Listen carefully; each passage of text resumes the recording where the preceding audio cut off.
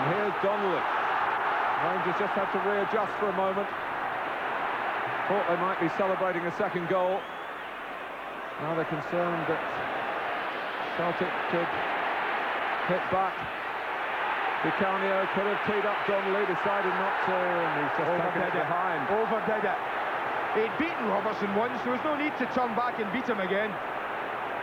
But Tom Boyes kept his team in the match. You just wonder, had it been Laudrup running with the ball, would he have caught him? But look at that for perfect timing. Alberts must have thought he was pulling the hammer back to connect and make the game safe. Boyd was having none of it. And you don't often see that in matches. That's total domination of possession for Celtic. But there's that statistic in the top left-hand corner. It's the most important one in an Old Firm match. And it's the only one he's concerned with. And Celtic haven't done anything yet to threaten in this match the Rangers' domination of Scotland's League Championship. But there's still time, and there's Donnelly, and Goran reached it and turned it aside. Great save, and the referee hasn't seen it. And this is one decision he's got wrong. I thought it was a brilliant save. Full stretch his left. Donnelly's allowed time to... Bjorkman backs away and backs away. And there's the touch from the Rangers goalkeeper. Might have been arcing outside the post, but you can't take chances, and he wouldn't have known that. His job was to make the save.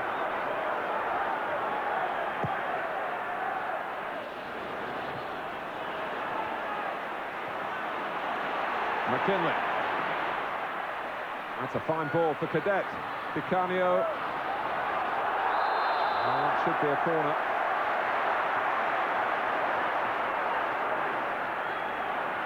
Nicely played in from the left-hand side initially by Tosh McKinley, who places the ball for the corner now.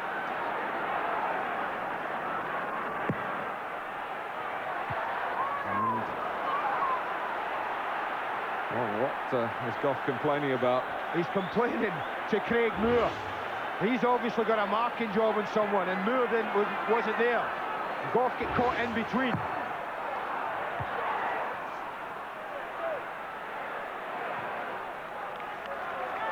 Donnelly settles for another Celtic corner.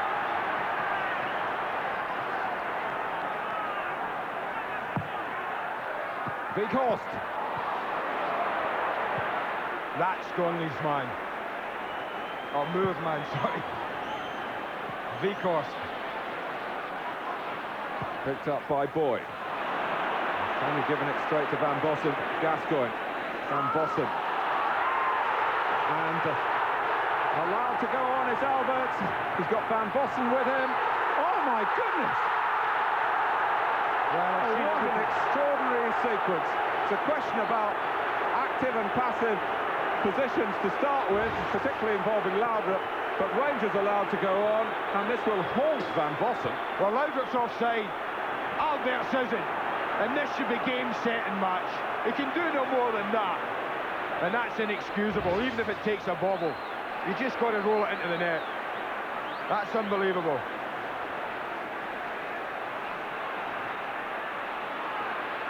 McNamara. It is still Celtic 0, Rangers 1.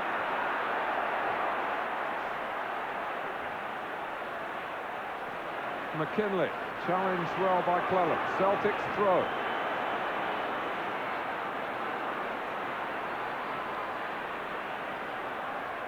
Donnelly, linking up with Van Hooydonk. Rangers still with defenders in the right positions. Well, we expected a monumental match, and we've certainly had one.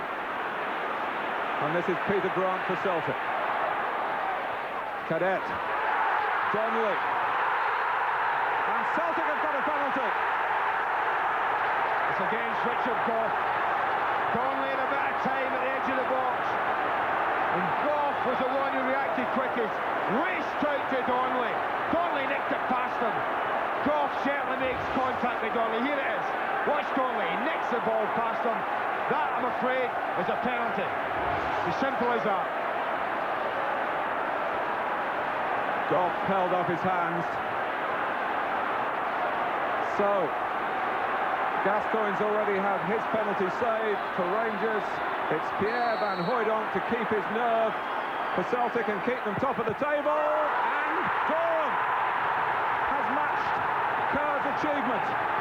Extraordinary. You carry on, Mark. I'm absolutely speechless. This game is unbelievable. Unbelievable. On we go with a corner. And Van Hooijdonk. No redemption there. Back by McKinley. Here's McNamara. Taken from him. Alberts, half the length of the pitch to go. Boyd catching him again. Playing the ball again. Well, he just didn't have the legs, it's as simple as that. But this is a game, really, Rangers should have won. Well, quite a while ago. And a game Celtic should now be level on. That Stubbs, there's not enough weight on it. Cleland puts it out, 4 minutes to go. Both sides have had penalties saved. And that early goal, way back in the 8th minute from Brian Laudrup, is still the only mark on the scoreline, and it means so much to Rangers Football Club. But what a save from Gorham, Martin. He really had to go full length for that one. Heartbreak time for Celtic again from Andy Gorham. And that's why when that team sheet went through that door, like 45 minutes before kick-off, Tommy Burns must have thought, oh no, he's playing. Laudrup.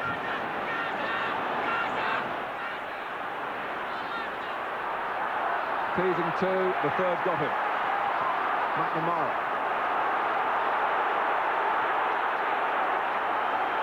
Three minutes to go.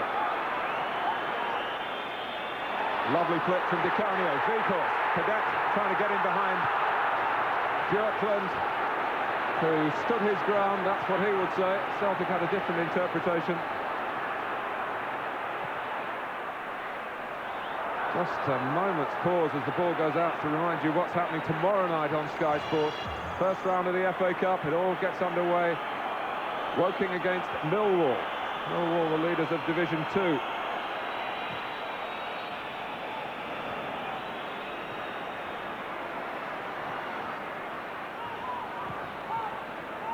Moore.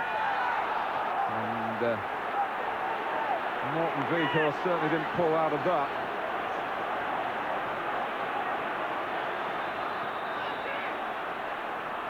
And I don't think this is time wasting by any means from Craig Moore. He's hurt.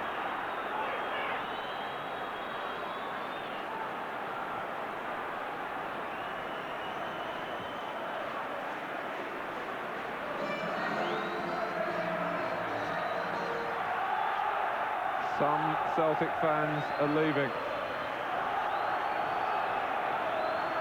Not many. I can't understand why they're going. Because still anything could happen on this extraordinary evening at Parkhead.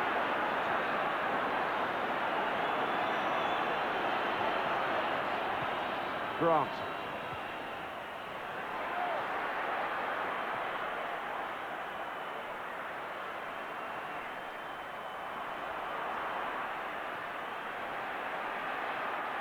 Still time yet, maybe, for Celtic. Di Canio. Van Hooijdonk! Well, they're looking for a handball, They but certainly are. whether it was or not, they're thinking handball, they're suggesting handball. It was ominous as Hooijdonk got into the near post. Lovely little play from Di Canio again, and this time he does deliver. It is an arm. Whether the referee would have seen that from his position, we're not sure. He certainly used the arm.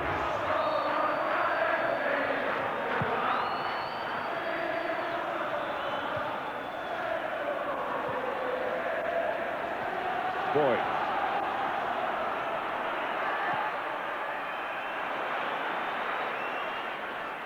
Here's Gascoigne.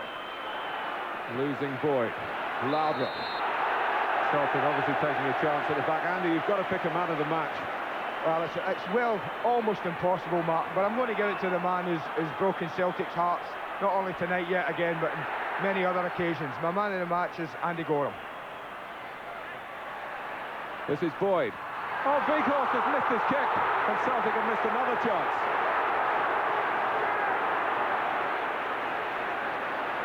Yeah, and that was a chance. Any sort of connection there might well have brought the equaliser. Followed by some great play by Gascoigne, and Van Botten looks Kerr in the eye, and the goalkeeper wins the duel. He's certainly shown his credentials tonight. Oh, that's a great save yet again. But how many chances are Rangers going to squander one against one? It's understandable in the context of the game that Celtic have got to throw caution to the wind in the last 10 minutes. But Rangers can't believe how many times they could have put this game beyond Celtic. And I still think there's going to be another minute or two played in this match.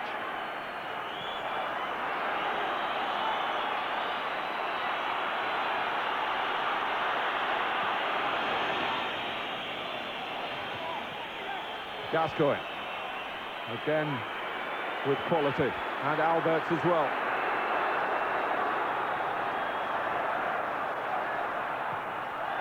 It would have been a corner.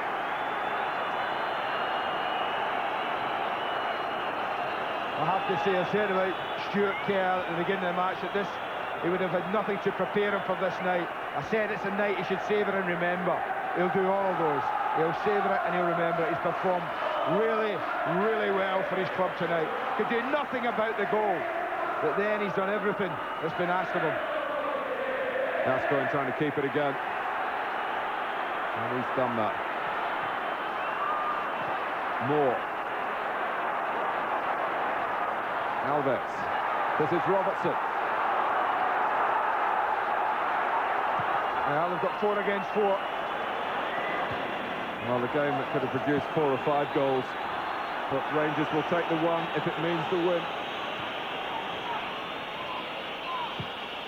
McKinley. Grant.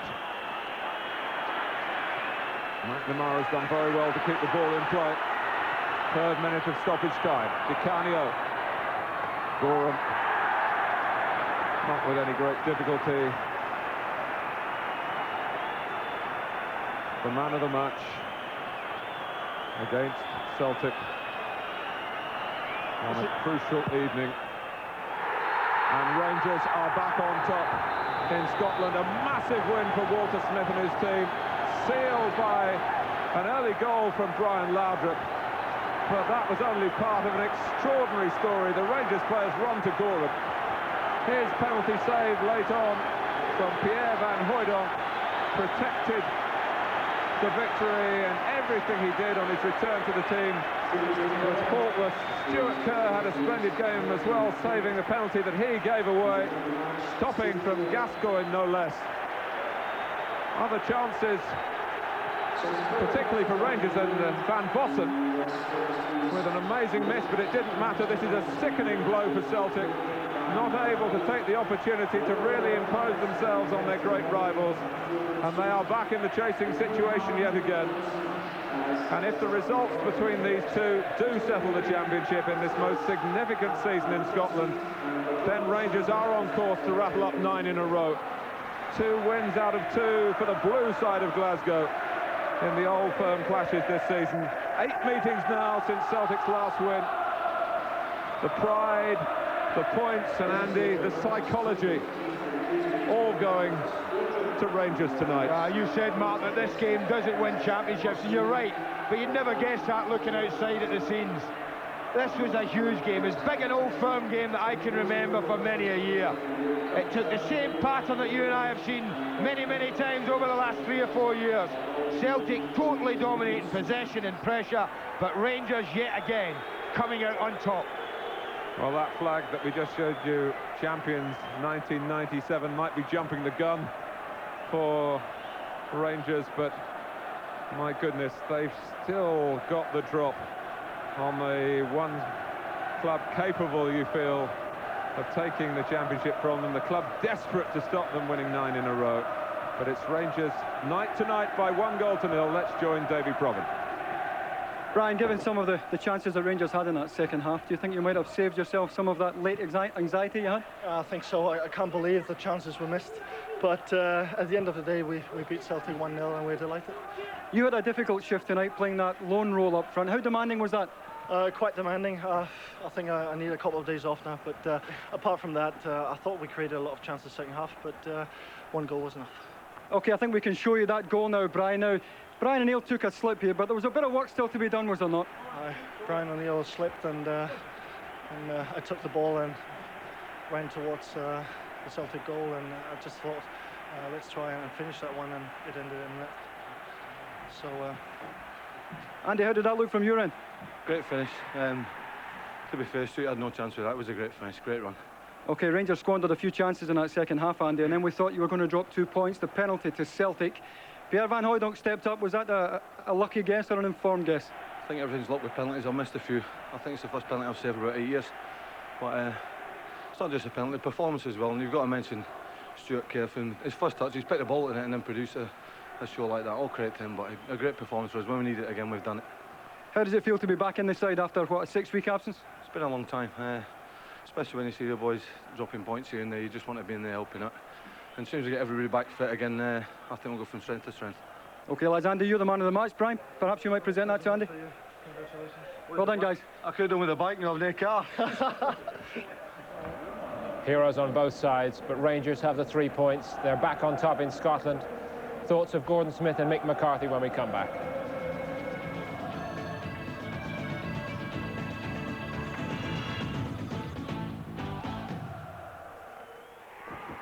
Littlewoods, supporters of Scottish football.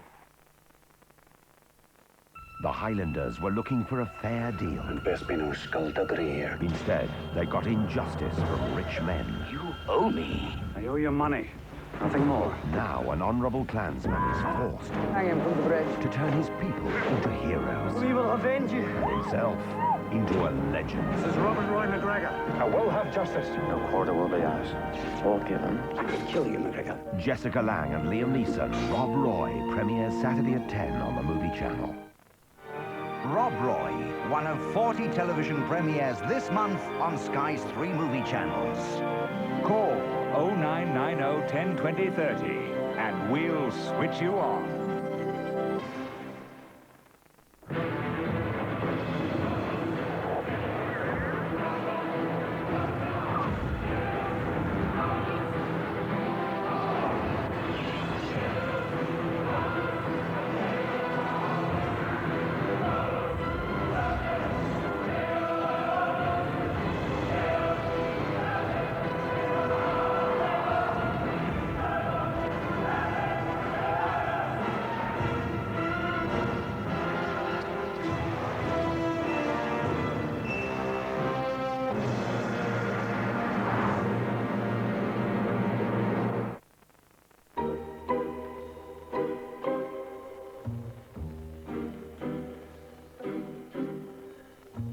It's so important to make someone happy.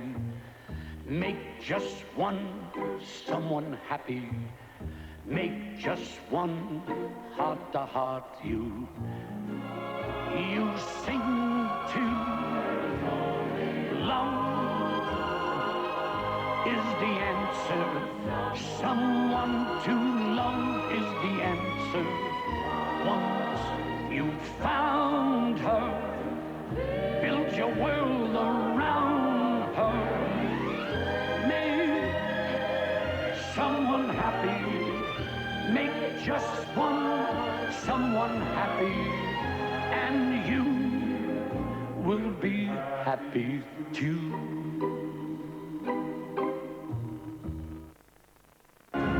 6 of our TIE fighters have been destroyed, and regrettably, our radar base has fallen into rebel hands. Lord Vader, maybe you should try one of these. They actually help you breathe more easily.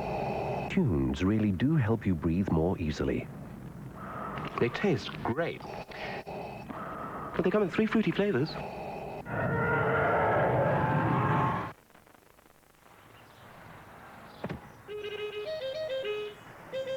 Oh, direct line? Direct line insurance. People come to us for the price, but they stay for the service. Call 0181 686 2468 for motor or 0181 686 8877 for home. Miss, Pizza Hut pan pizzas, unless I'm mistaken. Thank you, Miss. Come on, Gareth, it only took me 6 years to get over it. Have some pan pizza. Pan pizza from Pizza Hut. A light, fluffy base with a crispy crust smothered with generous toppings. Thanks a lot, boys. I feel much better now. Ooh, this time he's at the post. Pizza Hut pan pizza. It always hits the spot.